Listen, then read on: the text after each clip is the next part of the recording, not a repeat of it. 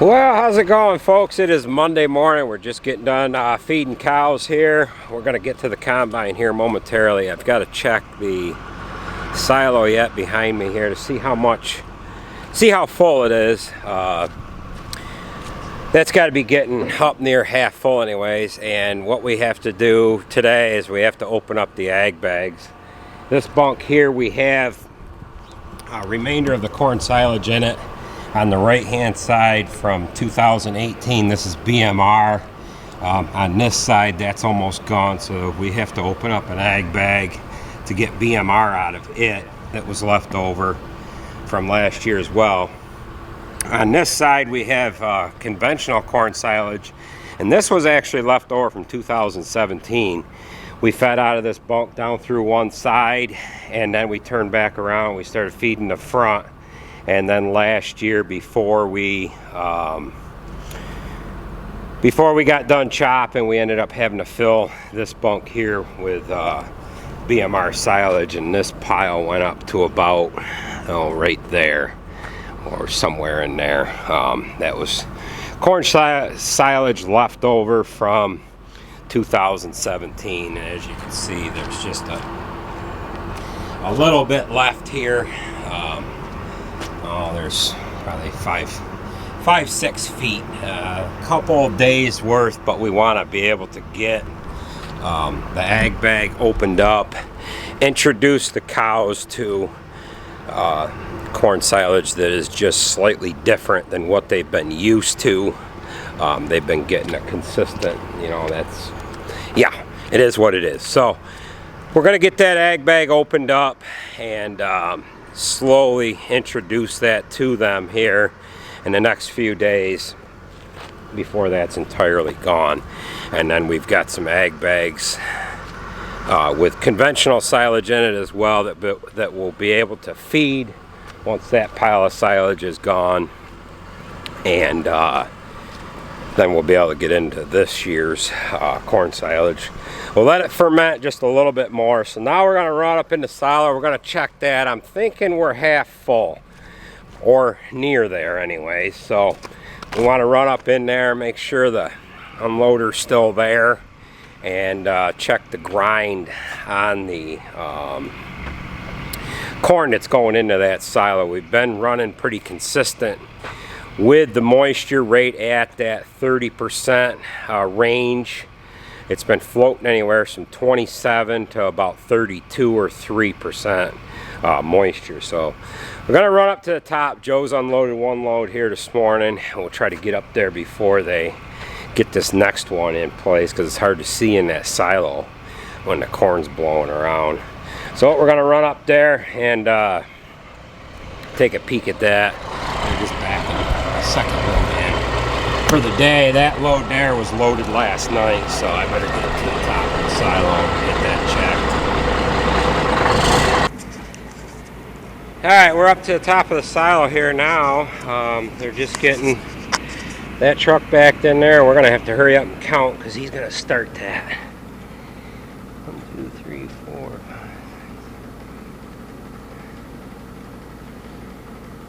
17 doors. So we got about 15 doors left to fill. The unloader's all intact. And there goes the roller mill. He's starting up. So we'll just sit here for a minute. And now it's going to get dusty.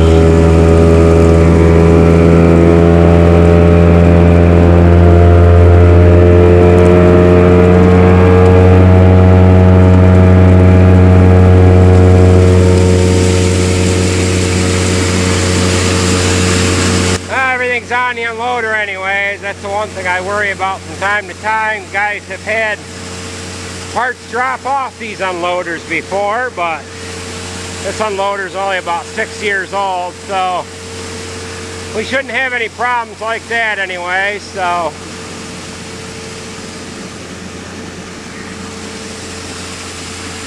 alright, we're going to climb on down here now.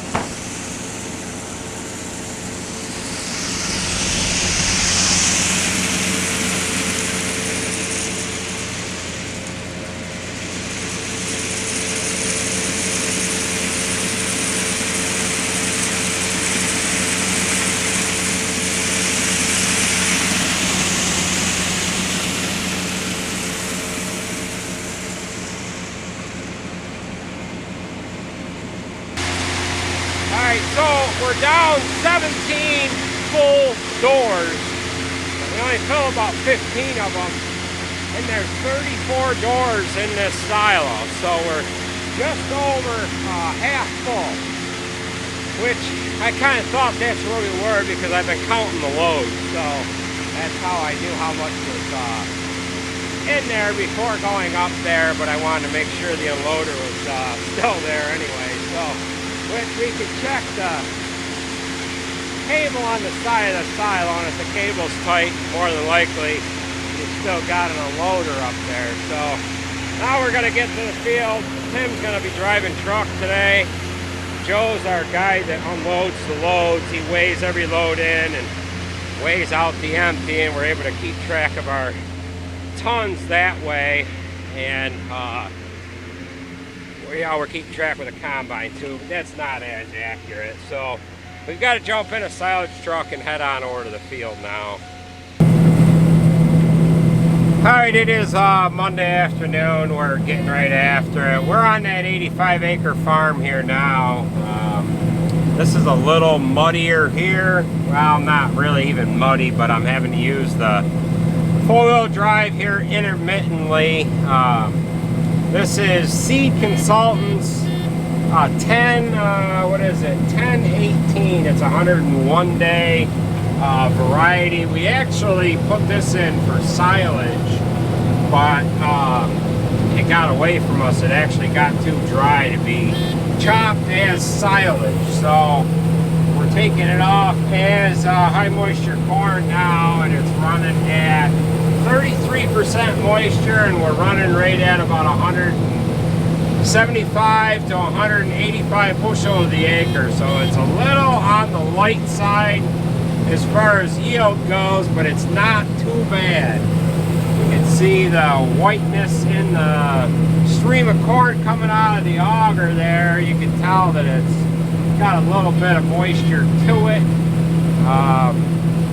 but it is what it is. So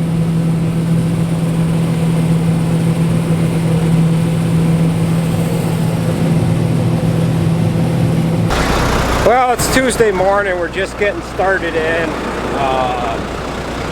Truck set up here.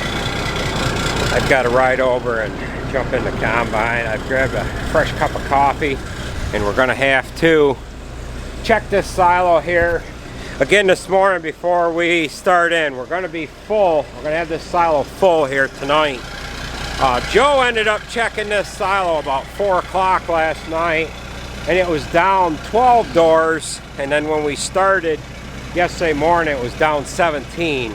And I would have to say that it's probably still at about 12 doors, might even be lower than that, just from settling.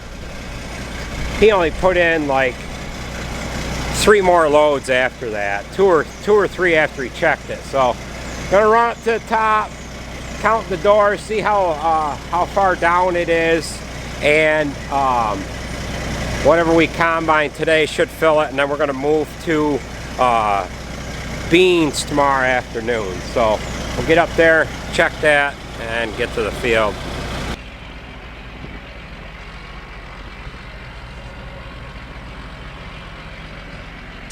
Alright, so we're getting up there. We are down 11 doors.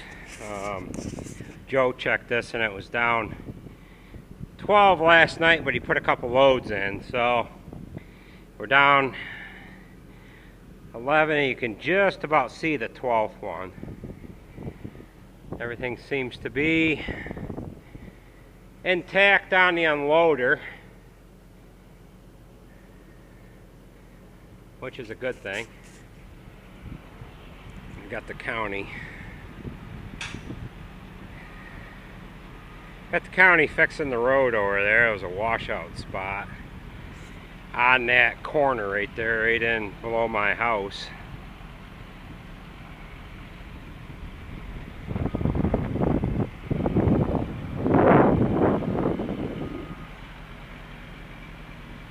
Alright, we're gonna get in the combine. Last couple days Sean has come over and he has gotten everything ready to go on this. Blown it off, fueled it, greased it, Then when I come over, I just jump in, turn the key, and go, right? Yeah. It's the way to have it, huh? It starts. Yeah. Well, don't forget your tarp there. And we've got just a little bit left here. Got a 17-acre field that I started up top there. There's a 6-acre field behind that one. 2-acre field over on the other side of this house here. And then we've got a 17-acre field down the road. So we should be able to get done here and get moved to the next farm here by late afternoon. So, well, we're gonna get on it here. Well, it's just a little bit after 2 o'clock on Tuesday afternoon, November 19th. The farm that I'm on now, we're just about done with it. It's an 85-acre farm. This farm we've been renting for 50 years. And the field that I did before this one was a 6-acre field.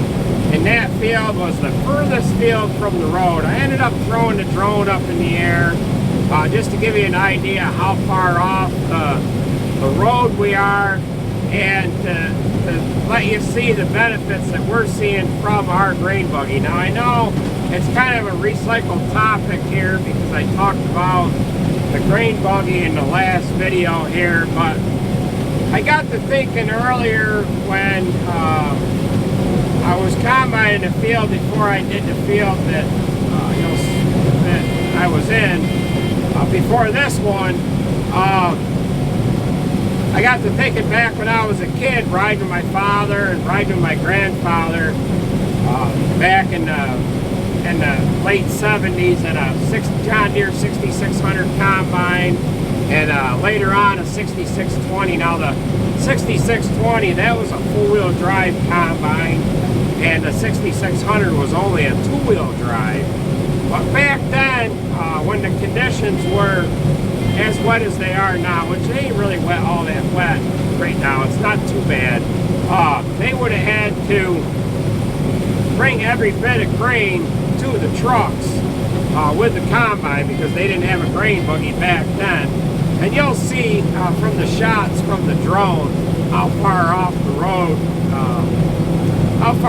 road we are. And I can remember how much of a pain it was back then when I was a kid. And you know, the grain buggy would have helped out a lot back then. So it just gives you an idea of kind of, you know, what we had dealt with in the past and what we're dealing with now. Things are a little easier right now, that's for sure. So we're just getting lifted off of the top of the combine with the drone. I just got done dumping on to Sean, who's running the grain buggy, and you'll see him in a second here. He has just exited this 6-acre field. He's come out into a 7-acre field, and now he's running along the headland of it, and then he's got one more field to cross over the end of, and then he's got to go across the creek. Now I can remember when I was a kid, this creek was a real pain to get across. We had put a lot of gravel in here through the years, and it's made things a lot better, but I can remember ruts a couple feet deep coming in and out of that creek right there. Now the farm here, my grandfather used to fill this guy's silo back in the day, and the old dairy barn. We'll fly over the top of that here in a second after we watch Sean dump onto this truck. But just inside the field here, coming off of the road, the conditions weren't too bad to where we were able to bring the trucks in and get them set up to dump the grain buggy into it. And in a second here, well, Tim's just getting here with a straight truck now. In a second here, we'll fly over the top of the old farmhouse and where the dairy barn was. Now the dairy barn was right in here, just to the other side of these evergreen trees. You can just kind of see where the footprint of the dairy barn sat. And this farm is on the corner of Seneca Turnpike and Cedarvale Road, and there's 7 fields here all together, and I am in the furthest field back to the left. Just down the road on the other side of these trees is the last field that I have yet to do here, and this field is roughly 17 acres. Now we better get flying back to the combine. I can just barely see Sean. He's headed back into that back field, and the last thing we need him to know is that we're screwing off. You can just see him with the grain buggy there, and there I am with the combine. And we better get this drone landed here, and we'll get back combining. So I want to thank you for watching, folks.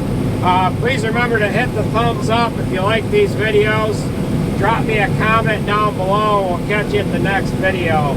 I'm just going to fly this over to the combine. I'm jumping out of the combine now, and I'm going to catch the drone and get it back in the case and get combined. So thanks again, folks. Catch you at the next one.